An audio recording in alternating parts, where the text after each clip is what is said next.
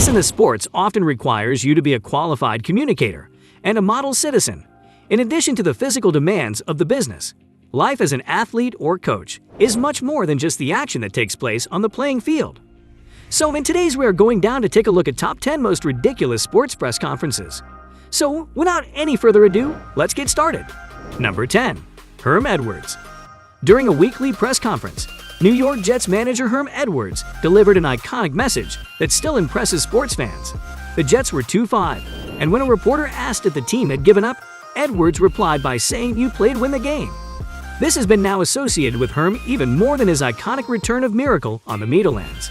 The quote may not have stayed with the media in the room, but it caught fire among the fans. Number 9.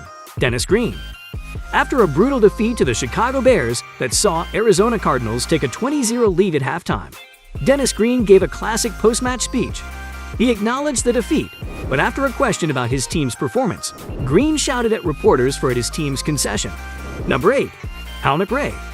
While being the manager of the Kansas City Royals, McRae was frustrated by the team's 5-3 loss to the Detroit Tigers. When asked about a special opportunity to strike as a pinch hitter, McRae missed it and threw a vulgar rant as he wrecked his office. The reporters in attendance were disseminated when McRae threw objects across the room, including a phone that halted one of the reporters. Number 7. David Bennett. In 2011, during his 10 years assignment as head coach of the Coastal Carolina Chanticleers, Bennett pitched a tirade on football players that included animal sounds. He begged his players to play like a dog, and the video quickly became an internet sensation. Bennett built the Chanticleers football program from the ground up, but was fired for 3 months after the press conference. Number 6. Mike Gundy. Giving a lecture on morality, especially to sports media, isn't a good suggestion. However, Mike Gundy has managed to do this miracle. When an article criticizing his quarterback was published, Gundy took the offensive to defend his player. His conversation included prodigious praise for his quarterback, who was having a hard time, before launching on a diatribe that included the legendary line, "I'm a man, and I'm 40. Number 5. Cam Newton. In contrast to Cam Newton, the setting for his Super Bowl 50 post-game press conference wasn't an ideal deal. There was only a thin curtain that separated Cam from the Broncos' winning press conference, but that doesn't justify his snappy responses and smug demeanor. Well, losing on a vast scale in American sports must be incredibly difficult, but storming out of a press conference just blurred Newton's media image. Cam has taken a stand for his actions and promises to return better than ever. Number 4. Terrell Owens. After the Dallas Cowboys' devastating playoff defeat to the Seattle Seahawks, where Tony Romo missed the cross in a crucial late-game field goal attempt, Owens stepped onto the podium wearing the Black Flyers. Then, through tears, he defended his quarterback, labeling the media as unfair before saying, "This is my teammate. That's my quarterback. We lost as a team." It was a touching and pathetic moment for one of the greatest receivers of all time. Number 3. Jim Mora. After a brutal defeat of the Indianapolis Colts to the San Francisco 49ers, manager Jim Mora declared a legendary rant.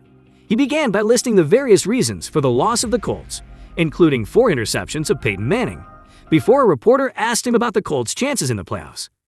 This question annoyed Mora, who adopted an edgy tone to utter her legendary line. The press conference went down in history and was eventually mocked in a lightweight commercial chorus. Number 2. John Chaney. Well, very few people will disagree with the claim that John Calipari is a creepy guy. However, former Temple head coach John Chaney was way ahead of the curve. Chaney was offended that Calipari had addressed officials during the UMass Minutemen's victory over the Owls. Chaney was also scoring good points before he lost his temper and charged the platform, while being compelled to kill Calipari. The two quickly parted ways, however. Chaney continued to give his death threats. Number 1. Allen Iverson. When the Philadelphia 76ers were evicted from the 2002 NBA playoffs by the Boston Celtics, Allen Iverson stepped up to take the blame. 4 days after his departure, Iverson appeared in front of the media after an argument with manager Larry Brown. That press conference saw Iverson deliver the iconic line, "We talking about practice," 22 times. The phrase was mocked several times. It remained in discussions for more than a decade before it was revealed that Iverson was drunk during the conference. Well, this didn't surprise us considering Iverson's public struggles against alcohol abuse. Alright, with that being said, it's time to end today's video. Don't forget to like, share, and subscribe to our channel for more amazing content. We will see you in our next video. Thanks for watching.